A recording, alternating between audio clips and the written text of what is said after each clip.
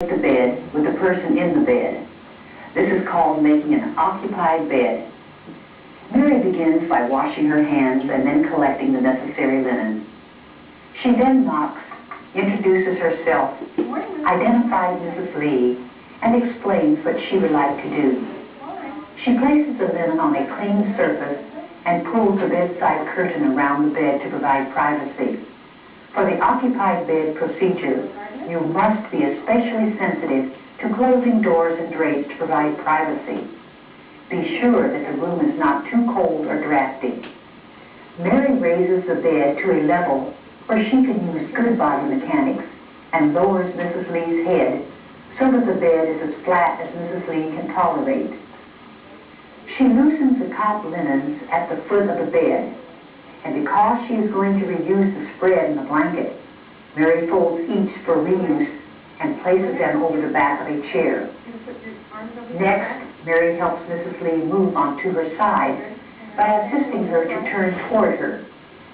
She makes sure the side rail is up so that Mrs. Lee can use it for balance. Move on to the side rail. She returns to the opposite side of the bed and lowers the side rail. She places the pillow under Mrs. Lee's head for comfort and checks the bed for personal items. Then she loosens the linens and rolls them snugly, tucking them toward Mrs. Lee's back and slightly under her, if possible. If the linens are very soiled or wet, put on latex gloves and place a waterproof pad around the dirty sheets to prevent them from soiling the clean linens. Mary places clean bottom linen on the bed in the same manner as she did for the unoccupied bed. She begins with a center fold in the center of the bed. Remember not to shake the linen. Mary puts the narrow hem at the bottom edge of the mattress with a seam on the underside. She tucks it in at the top and makes a mitered corner, then continues to tuck the sheet in from the head of the bed to the foot. She unfolds the draw sheet and centers it so it lies under Mrs. Lee's hips and shoulders and tucks in the side. She fan folds all layers carefully so they will be easy to unfold when she moves to the other side of the bed. Mary flattens the rolled sheet as much as possible and helps Mrs. Lee roll over them toward her. While she works, she talks to Mrs. Lee and makes sure she is comfortable. Mary raises the side rail and goes to the other side of the bed. Under no circumstances should you leave the person with either side rail down. If you need to leave the bedside for any reason, make sure both side rails are up. The bed is at its lowest position and the call button is within reach. She moves to the other side of the bed and lowers the side rail. She checks the bed for personal items.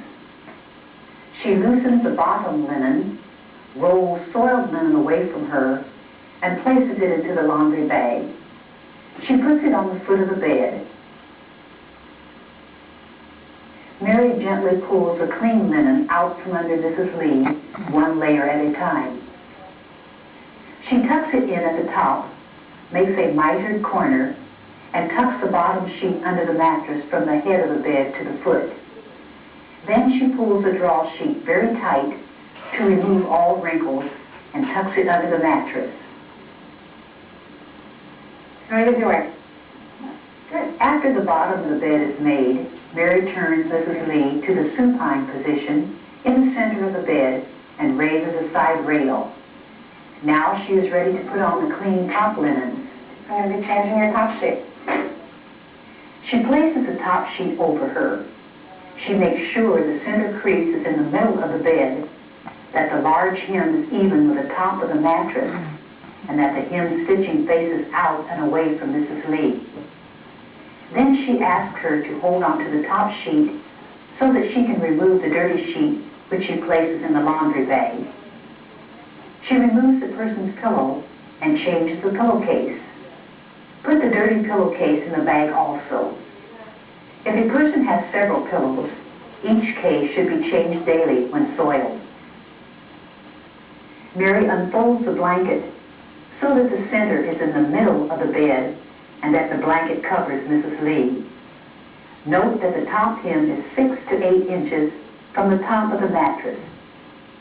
Next, Mary puts on the bedspread, unfolding it so the center is in the middle and Mrs. Lee is covered. The top hem is even with the edge of the mattress.